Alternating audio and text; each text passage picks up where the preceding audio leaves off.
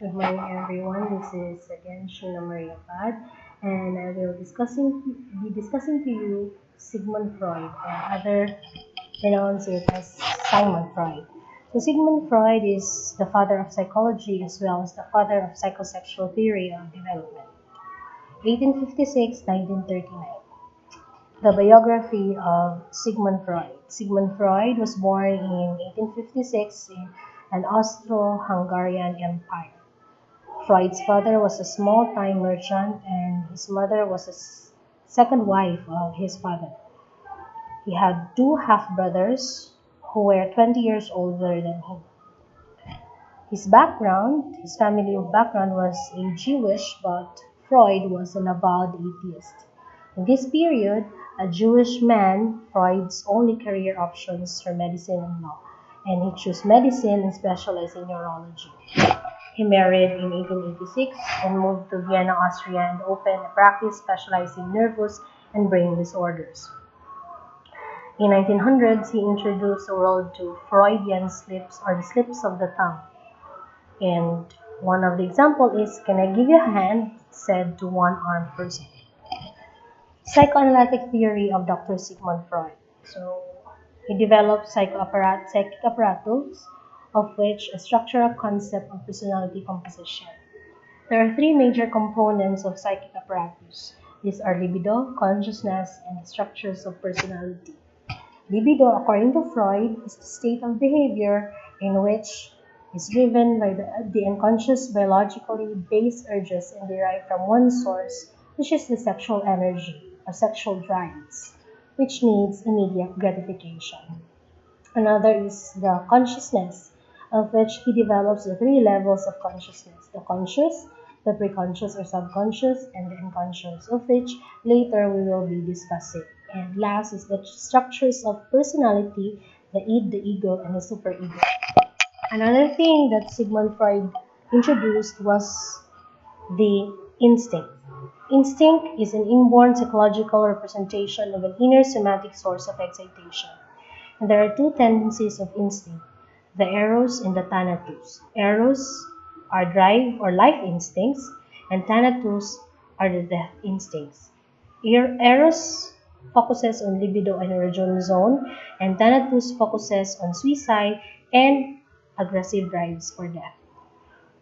He also introduced anxieties. Anxiety, according to Freud, is a painful emotional experience representing a threat or danger to a person. And there are three types of anxiety. First is reality anxiety. When I say reality anxiety, these are unpleasant, non-specific feeling involving a possible danger. Example, a person driving in a crowded, fast-moving traffic in a familiar city. So one also of a significant reality anxiety today is the COVID-19 pandemic, of which everyone, when we go out to our respective homes or places, we experience unpleasant fear, and possible danger that may harm us. So that's reality anxiety. Another is neurotic anxiety. So these are apprehensions or thinking for an unknown danger. So example, a student experience anxiety in personality of a teacher or other authority figure. So from the word, they call them terror teachers. So they develop, according to Freud, neurotic anxiety. Another is moral anxiety, which the conflict between the ego and the superego. So example, a person may feel guilty when he or she does something that is contrary to his or her conscience or moral code. Say for example, he commit mistakes over his or he has an extramarital affair, which is a violation of morality. So that is moral anxiety. Another thing of which Freud developed was behavioral change or behavior change. Behavior change, according to Freud, is a psychoanalytic theory that explains the normal course of personality development that may occur through optimum degrees of frustration. Thus, behavior change accounts for progressive change in terms of methods employed such as psychotherapy or psychoanalysis. So there are three types of psychotherapy according to Freud: free association, dream analysis, and transference.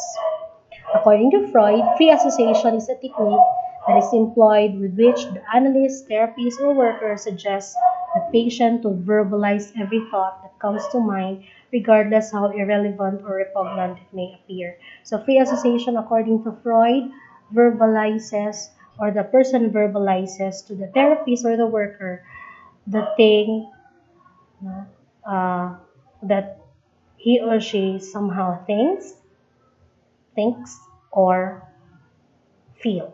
So, verbalize, expressing one's feeling towards the worker to ventilate.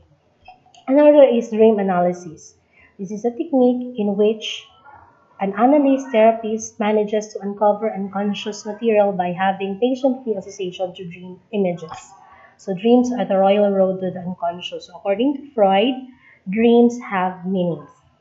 So even our superstitious beliefs, we believe that every dream has its meaning. Say for example, if you dream of a snake, you know, others believe that if you dream of snakes or a snake, there is someone who will betray you. So according to Freud, no, according to the theoretical explanation of Freud, he considered this as a technique for the person to ventilate his or her emotion to a worker. Another is transference. This is very common to us social workers. But first, Freud developed this. So, transference, according to Freud, refers to a client's development of attitudes towards a social worker, may it be positive, negative, or the like. In today's generation, we say transference. Social worker are very conscious with this word, you know, especially in relating to our vulnerable groups such as sexually abused, persons with disability, solo parents, and the like. Further, part of the psychic apparatus is the level of consciousness or level of awareness. This is categorized into three: conscious, the pre-conscious or the subconscious, and the unconscious. So if you look at the picture, this is an example of the literal example or virtual example of Freud's level of awareness, of which he describes it as an iceberg. According to Freud, when we say conscious, these are our current contents of our mind that we actively think. So we are conscious that we are here today. We pray for our health. No? We are conscious that there is a pandemic going on. And conscious, according to Freud, is what we call working memory. So, and this is easily accessed all the time. So we can remember all these things, especially good memories that we have. So that is part of the conscious level. Another is the pre-conscious or subconscious, wherein these contents of the mind that we are currently aware of, thoughts, memories, knowledge, wishes, feelings, available for easy access when needed. So, according to Freud, preconscious are stored memories of which it can be easily accessed when needed. And of course, the last is the unconscious. If we try to look at the graph, it has the big space, no, or bigger part than the other layers. No? So unconscious contents to kept out of conscious awareness. This is not easily accessible, and these are the processes that actively keep these thoughts from awareness. So in social work, when related with our profession, especially for sexually abuse, uh, there are cases of which sexually abused forgot memories, no, from the experience. And according to Freud, this person store that memories in their unconscious. Because the unconscious is so large and because we are only aware of the very small conscious at any given time, this theory likened to an iceberg where the vast majority is buried beneath the water's surface. So that is the explanation of Freud to the three levels of consciousness. According to him, the water would represent everything that we are not aware of, have not experienced, and that has not been integrated into our personalities, referred to as the unconscious, the non-conscious. Further, according to Freud, there are the state of the mind is divided into two parts, the conscious and the unconscious. The conscious part is the things that we are aware of, or the part of the mind that we are aware of, and the other is the unconscious, of which the part of the mind wherein we are not aware of. The unconscious mind has more influence than the conscious and has on our personality and behavior. Another psychic apparatus is the components of personality, the structures of personality, the id, the ego, and the superego. The id, according to Freud, resides completely at the unconscious level. These are acts under the pleasure principle. So, according to him, it really needs immediate gratification, the id. The immediate gratification or not willing to compromise. So, what I want, I get. It also generates all of the personality's energy. The ego resides in all levels of awareness. This operates under reality principle. So if the id is the pleasure principle, ego is the reality principle. It focuses on the here and now. It attempts negotiation between the id and the superego to satisfy both realistically. And the last is the superego, with the moralistic and idealistic part of personality. It resides in the preconscious mind and operates on ideal principle. So it begins forming at 5 years old, and initially form environmental and others. It also internalizes conventions and morals. So there is conscience, there is also determinants of personality based on different factors or dynamic forces, and it begins at child's uh, if the child ages 4 to 5. And again, essentially our conscience. So according to Freud, our unconscious part of mind are also divided into three parts, the id, the superego, and the ego, as I've said a while ago. So the id represents sexual and nutritional gratification, the superego represents the conscience, and the ego represents our conscious self, or the reality.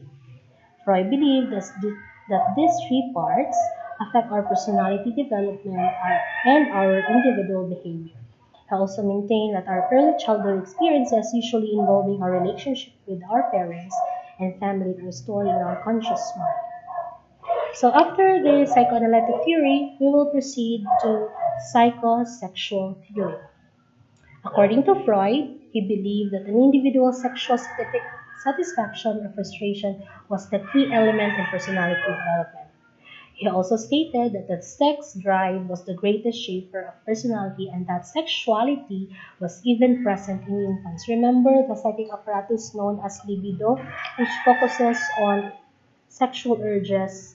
So Freud's development of this theory probably, he was interested on sexual urges or drives. So psychosexual theory of Sigmund Freud. So these are the matrix, of Freud's theory: duration, the pleasure zone, main characteristic, and the task to achieve. So first stage of psychosexual theory of Sigmund Freud is the oral stage. Its duration is from birth to 1 year of age, and its pleasure principle is on the mouth. If you can see, or if you can notice, children age this one, they are more focused on biting hands, eating whatever they will uh, will see or touch. The main characteristic of this is the mouth, the lips, the tongue, and different senses. The main concern is with immediate gratification of urges dominated by the id, or the pleasure principle. The task is satisfactory feeding and weaning. Okay. So another is the anal stage. Duration is 1 to 2 years old. 2 years old rather. Pleasure zone is the anus. The main characteristic is uncontrolling and controlling the bowels and bladder. The ego starts to control the id, and the task to achieve it is potty and toilet training. So, in this anal stage, there is two categories, anal retentive and anal impulsive. When the person or the child is anal retentive, he or she could probably control bowels or bowel no or toilet training. While if the person is anal fixated, he could probably develop um, stubbornness or bears wedges for